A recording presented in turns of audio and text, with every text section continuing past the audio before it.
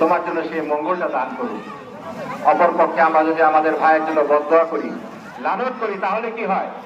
এই দোয়াটা আল্লাহর আরশে আজিমের কাছে উঠে যায়।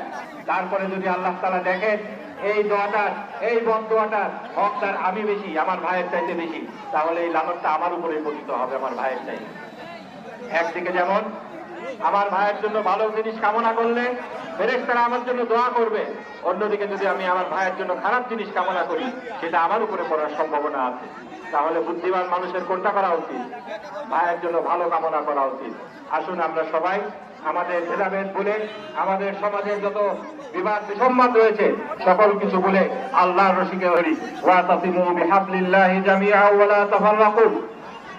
তোমরা শক্ত হবে আল্লাহর রশি, এই ইসলামকে আঁকড়ে ধরো, আর পরস্পর থেকে বিচ্ছিন্ন হয়েও না। প্রিয় এলাকাবাসী, আমার কথাকে আমি লম্বা করব না। ইফতারের পূর্ব মুহূর্ত আমাদের জন্য অত্যন্ত গুরুত্বপূর্ণ। এই সময় আল্লাহ তাআলা আমাদের দোয়াকে কবুল করেন। আল্লাহ তাআলা এই সময় আমাদেরকে নিয়ে গর্ব করেন।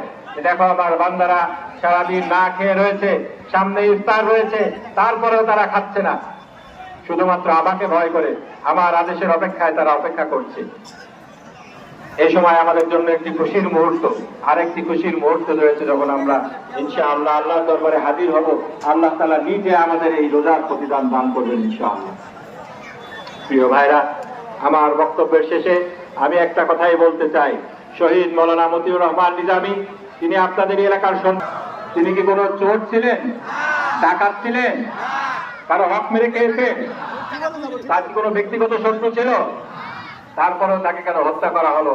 তার উপরে কেন শতাব্দীর জঘন্যতম মিথ্যাচার চালানো হলো? এর কারণ তো ছিল একটাই, আল্লাহ মিনহুম বিল্লাহি ইউমিনু বিল্লাহিল আজিজিল হামিদ।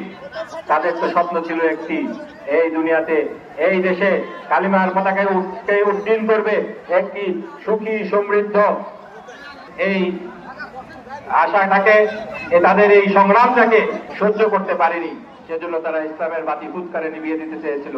কিন্তু আল্লাহ তাআলার ওয়াদা, ওয়াল্লাহু মুতিম্মু নূরিহি ওয়ালাউ কারিহাল কাফিরুন। আল্লাহ তাআলা দিনের বাতিকে পরিস্ফুটিত করেই ছাড়বেন, যদিও কাফেররা এটাকে অপছন্দ করে।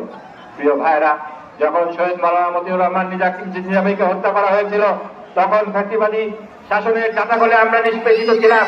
আল্লাহর দরবারে চোখের পানি ফেলা ছাড়া আমাদের আর কিছুই করার ছিল না। আজকে সময় এসেছে সত্যের সাক্ষ্য দেওয়ার। আজকে সময় এসেছে আমাদেরকে প্রাণ খুলে কথা বলার। আজকে সময় এসেছে আমাদেরকে সত্যের পক্ষে দাঁড়ানো। আমাদেরকে নীরব ব্যালট বিপ্লবের মাধ্যমে প্রমাণ করে দিতে হবে শহীদ মাওলানা মতিউর রহমান নিজামীর সাথে আমরা ছিলাম, তিনি ভালো মানুষ ছিলেন।